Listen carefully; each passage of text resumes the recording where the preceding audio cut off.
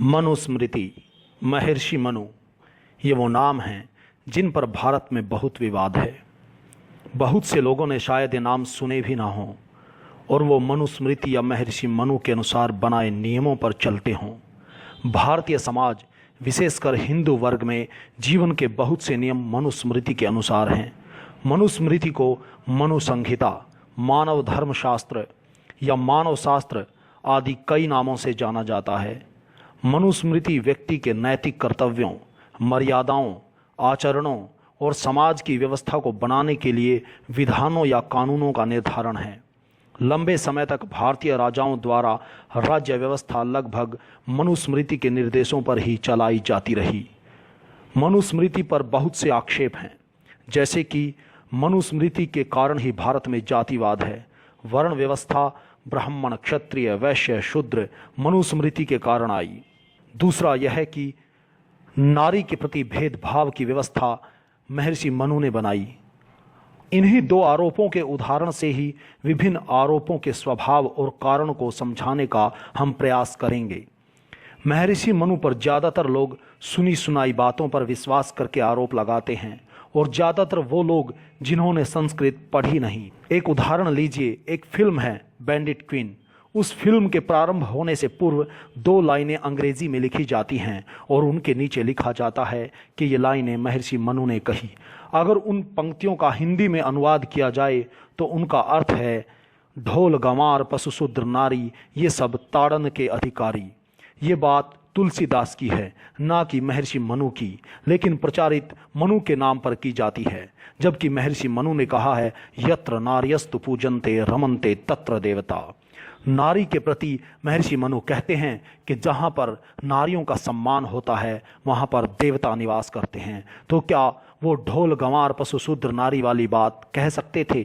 बिल्कुल नहीं। लेकिन तुलसीदास की बात को महर्षि मनु के नाम पर प्रचारित करके मनु को गलत ढंग से लोगों के सामने दिखाया गया। इसी तरह जातिवाद या वर्ण व्यवस्था की बात है। महर्षि मनु पर आरोप लगाया जाता है कि वर्ण व्यवस्था का विधान महर्षि मनु ने किया। यह सत्य है, लेकिन पूरी दुनिया आज भी महर्षि मनु के द्वारा बनाए गए वर्ण व्यवस्था के आधार पर ही चलाई जाती है। मनु ने वर्ण व्यवस्था कर्म के आधार पर बनाई, ना कि जन्म के आधार पर। इसका उदाहरण हम मनुस्मृति से ही लेते हैं। मनुस्मृति में महर्षि मनु कहते हैं, शूद्रो ब्राह्मणतामेति ब्राह्मणश्चैति शूद्रताम क्षत्रियत्वमेवन्तु विद्या द्वैष्या तथैव च। इस श्लोक का अर्थ करते हुए महर्षि मनु कहते हैं कि यदि कोई शूद्र कुल में उत्पन्न होके ब्राह्मण, क्षत्रिय या वैश्य गुणों वाला हो तो उसे उसी वर्ण का माना जाए जिस वर्ण के गुण हैं, और यदि कोई ब्राह्मण, क्षत्रिय या वैश्य वर्ण में उत्पन्न होके भी गुण, कर्म, स्वभाव से शूद्र के समान हो तो उसे शूद्र ही माना जाए। ये पंक्तियां सिद्ध करती हैं कि मनु ने कर्म के आधार पर ही वर्ण को माना है, जाति के आधार पर या जन्म के आधार पर नहीं। आज भी पूरी दुनिया इसी सिद्धांत के आधार पर चलती है। आज भी पूरी दुनिया में प्रोफेसर क्लास है, मतलब संस्कृत में इसे ब्राह्मण कहा गया।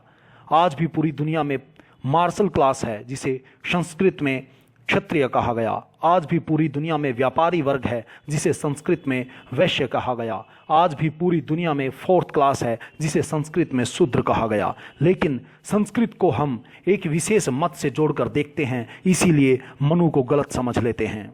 लेकिन यह भी नहीं नकारा जा सकता कि कुछ जगह मनुस्मृति में शंका होती है कि ये बात ठीक नहीं है। वहाँ या तो समझने में समस्या होती है, जिससे गलत अर्थ ले लिया जाता है और हमें शंका हो जाती है, और दूसरा एक उदाहरण के माध्यम से हम समझाने का प्रयास करेंगे, जो उदाहरण बहुत सामान्य सा है।